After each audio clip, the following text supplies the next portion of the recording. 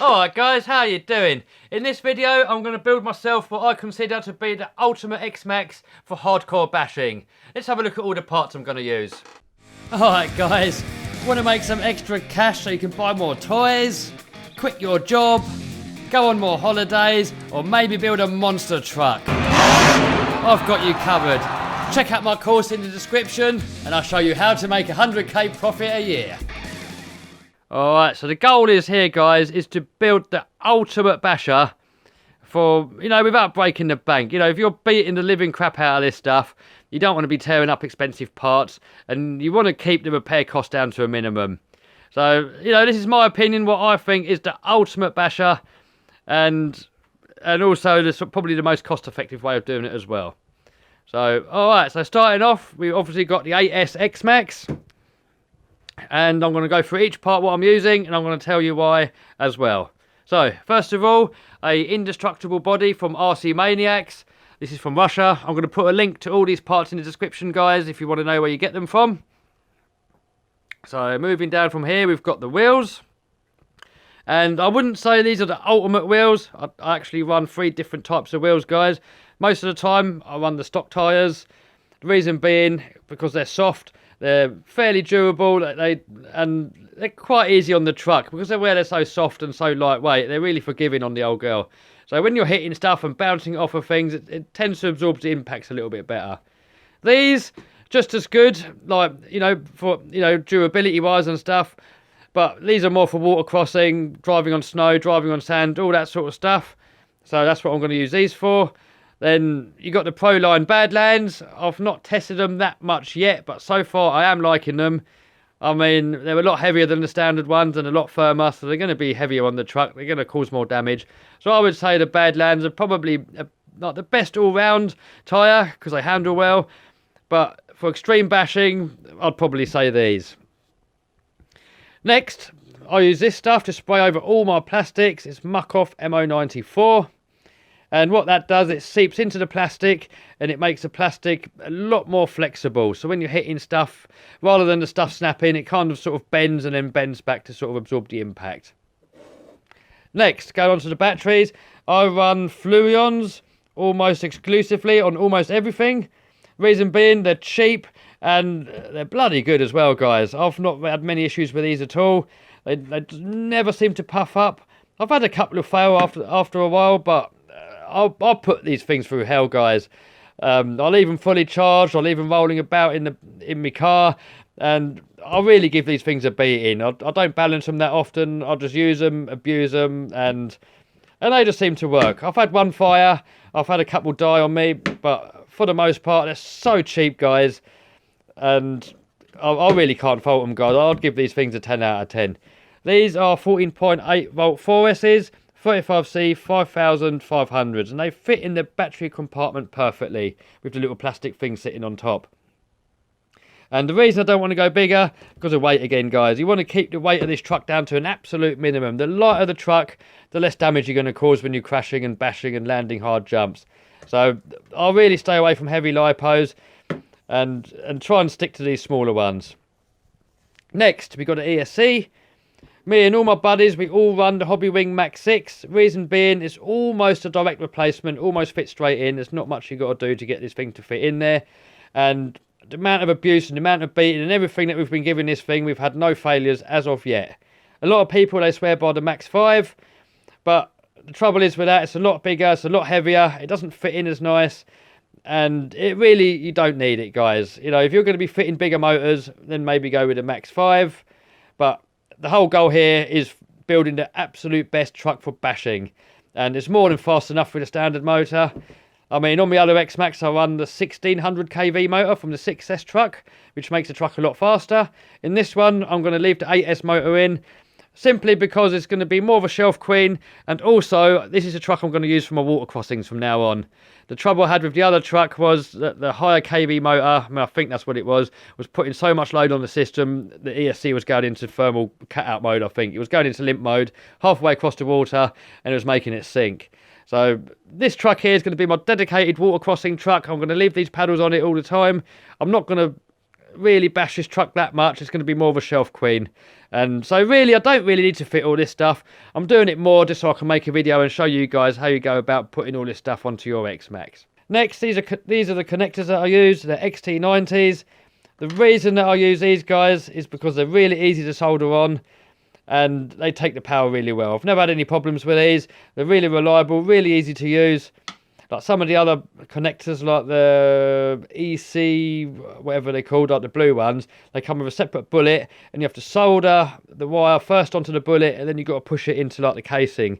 And the trouble is with that, you get a tiny bit of solder sort of come away from the bullet that you're soldering, and it's going to block up the hole, and you're not going to get that in there properly. And seeing that these are easy to put on, they're cheap and they're reliable. Perfect. That's what I put on all my batteries, on all my RC cars across the board. Next, we got these Sen hinge pins. The reason I put them in, guys, is because after you treat your plastics with this stuff, it makes the plastic soft. And every time you sort of knock it, even quite gently, the standard pins, they were sort of popping out. Sort of all the time. So now, since I've done this mod, that's solved that problem altogether. Next, moving on to the servo. This, I would say, guys, is not essential at all. None of my buddies run this. I actually ran the standard servo for a whole year with no issues. One of my buddies had an issue with one go wrong, but they sort of Traxxas fixed that under the warranty. But the main reason for this is, guys, is just how well the truck responds after you put this on. It makes the two-wheel driving a lot better. It just makes the whole overall feel of the truck a lot better when you're running this servo. So it probably will make it a little bit more durable. I don't know. I can't see it making it any weaker, but just for added drivability, guys.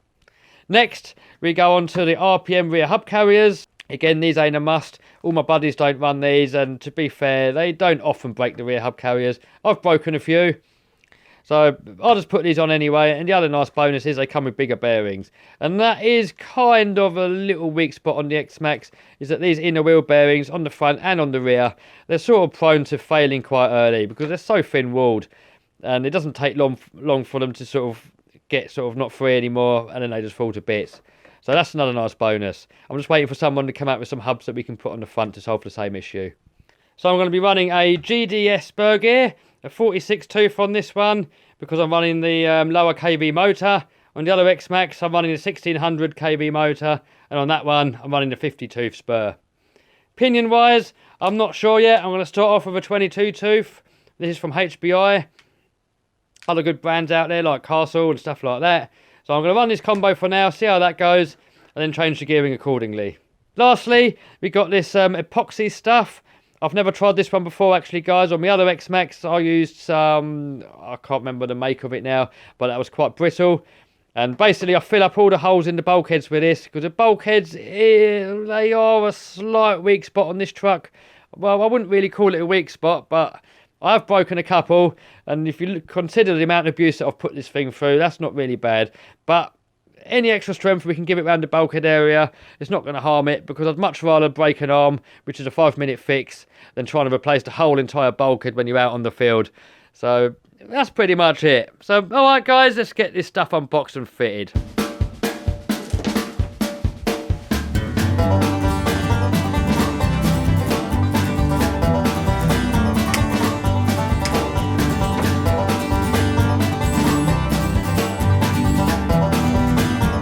Oh, these things always look so nice when they're brand new. It's a shame it doesn't last that long, really, but we can admire it for now. But this one's going to be more of a shelf queen anyway, guys. So it'll sort of pretty much stay looking like this. I mean, I don't normally run wheelie bars here, guys. But seeing that this one's a water crosser, I'm going to leave the wheelie bar on, because the last thing you want is it backflipping on the water and then it's sinking. So I'm going to leave the wheelie bar on this one, guys. Alright, so I'm not going to do a step-by-step guide of fitting all these parts, because I'll be here all bloody week if I do that. But I'll show you some little snapshots as I go along the journey of putting all these bits on. And I've got all these videos on the other X-Maxx, so all the hubs and the ESC and everything else. There's a video on my channel of each part, how it goes on anyway, so I'm not going to go through all that lot again, guys. So have a look in the description, guys. I'll put all the links to all that lot down there. So alright, let's get this stuff put on here.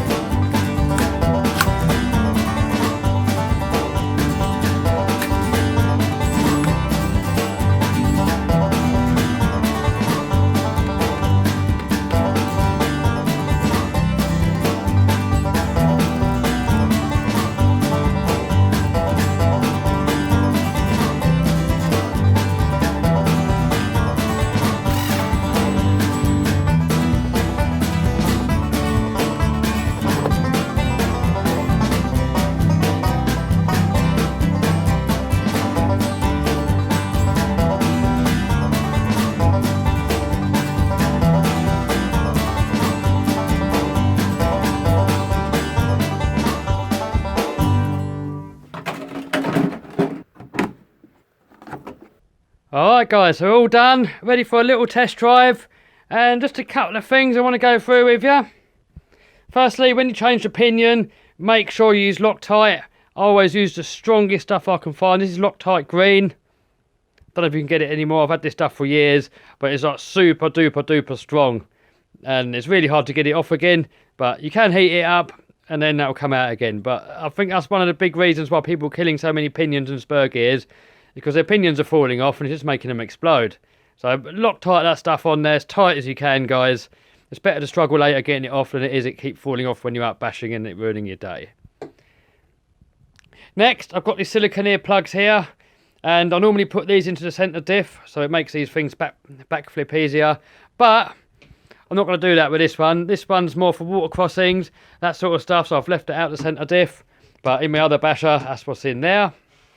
And lastly, a bit of engineering grease, or any sort of grease for that matter. I'll just put that around the radio box, around the rubber seal, and also where the wires go across the track. I'll put some of that across there as well, because just to help stop any water from getting in there.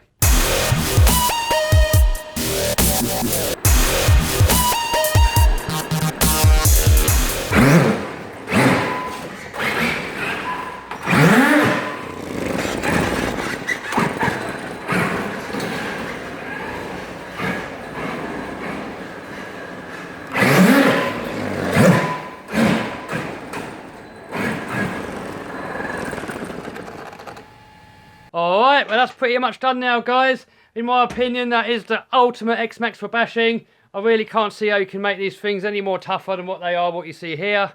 I mean, I've still got to spray this stuff on, and that's just a case of just spraying it all over your plastics and letting it soak in overnight, and that's that done. I've got a whole video about this actually, guys. If you have a look down in the description, I'll put a link to that video.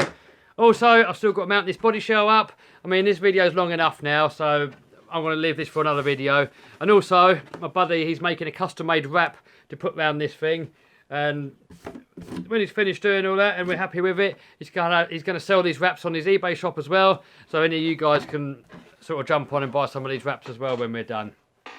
Alright, guys. Well, I hope you like that video. Alright, guys. I forgot what I was going to say now. But yeah. Alright.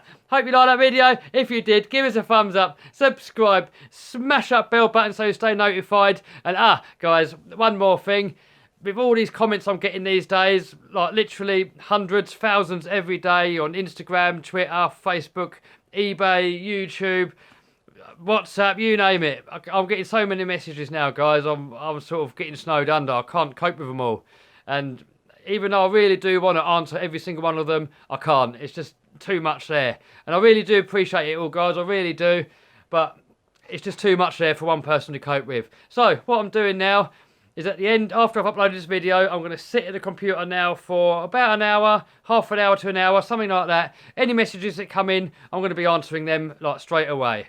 So if you want to make sure that you can get in there and ask the questions, first of all, you've got to be subscribed. Secondly, you've got to hit that little bell button, and that keeps you notified every time I upload a video. And then put your messages down there, and then I'll sit there and I'll answer as many as I can in about half an hour to an hour. All right, guys, see you soon.